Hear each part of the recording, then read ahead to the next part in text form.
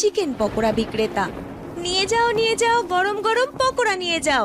আলুর পকোড়া, পেঁয়াজের পকোড়া, মূলোর পকোড়া, বাঁধাকপির পকোড়া, পনিরের পকোড়া নিয়ে যাও। এসো এসো, নিয়ে নাও গরম গরম পকোড়া নিয়ে যাও। মাধবী পকোড়া বিক্রি করছিল। তখনই হঠাৎ খুব জোর বৃষ্টি শুরু হয়। এই যে মাধবী দিদি, কেমন আছো? আমার জন্য এক প্যাকেট মিক্স পকোড়া প্যাক করে দাও। ঠিক আছে দাদা, এক্ষুনি করে দিচ্ছি। কিন্তু প্রত্যেকবারের মতো 50-এর নোট চলবে না। 60-এর 250 গ্রাম পকোড়া 60 টাকা দিতেই হবে এবার আপনাকে। এ তুমি কি বলছো? আমি তোমার কত পুরনো একজন গ্রাহক, অন্তত আমি তো কিছু ডিসকাউন্ট পেতেই পারি, তাই না?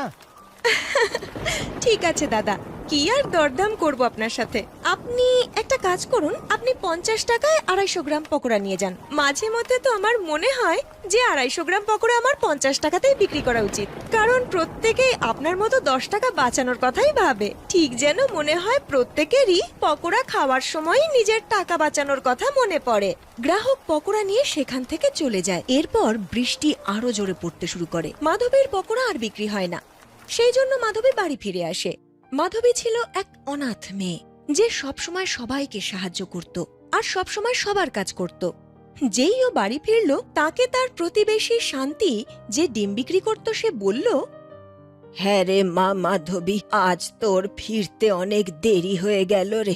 রোজ তো তুই আগে ফিরিস। তুই যখন থাকিস না, তোকে নিয়ে আমার ভীষণ চিন্তা হয়। মনে হয় আজ তোর পকোড়া একটু বেশি বিক্রি হয়েছে, তাই তো এত দেরি করে এলি।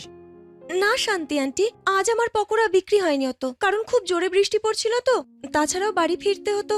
কিন্তু কাল বৃষ্টি না হলে আমার পকোড়া ভালো বিক্রি হবে জানো। এমনিতেও সবাই বৃষ্টিতে পকোড়া খেতে বেশি ভালোবাসে। হ্যাঁ মাধবী মা, নিজের খেয়াল রাখিস। এখন দিনকালের যা অবস্থা। পরের দিন ধীরে ধীরে যেই বৃষ্টি বাড়ছে, আমার পকোড়া কম বিক্রি হচ্ছে। আর যখন বৃষ্টি পড়ে না, তখনও কম পকোড়া বিক্রি হয়, কারণ এখন তো বেশিরভাগ সবজিতে খুব পোকামাকড় থাকে। আমার কিচ্ছু মাথায় আসছে না যে এখন আমি এমন কি করি যাতে আমার পকোড়া আবার বেশি বেশি বিক্রি হবে।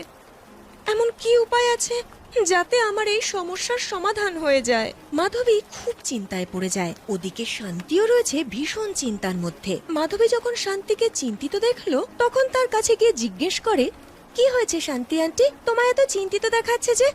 সব ঠিক আছে তো? রোজ তো তুমি আমার সাথে কি সুন্দর হাসি মুখে কথা বলো, তাহলে আজ এত মুখ শুকনো কেন? কি আর বলি রে মা, আমার থেকে কেউ মুরগির ডিম কিনছে না, তাই আমি ভাবলাম ওদেরকে কসাইয়ের কাছে বিক্রি করে দিই, কিন্তু সেও ভালো দাম দিতে রাজি নয়।